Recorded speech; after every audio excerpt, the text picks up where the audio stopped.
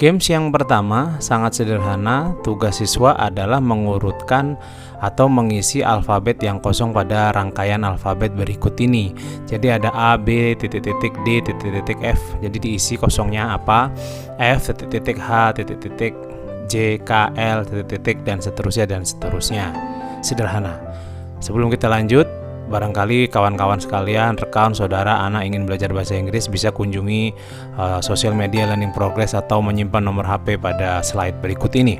Sekarang kita lanjut ke games yang kedua. Games yang kedua sederhana, kalau tadi mencari yang kosong, sekarang mengurutkan alfabet yang tidak urut pada contoh berikut ini.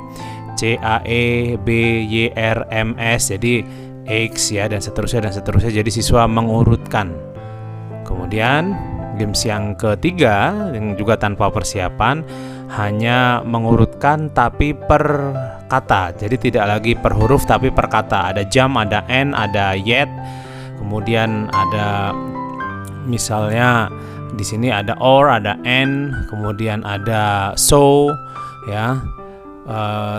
Tugasnya adalah mengurutkan kata-kata. Jadi contohnya pig, cat, own, dan lain-lain. Jadi mengurutkan kata-kata berdasarkan alfabet begitu. Kemudian itu game yang ketiga. Kemudian games yang keempat ini sama, masih mengurutkan tapi kombinasi antara angka dan huruf. Misalnya 21A, 22B, 30 misalnya C.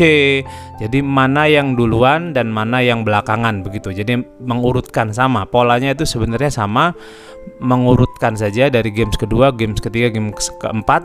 Itu hanya mengurutkan saja mana yang lebih awal dan mana yang paling akhir begitu ya. Jadi konsepnya sangat sederhana, begitu seterusnya.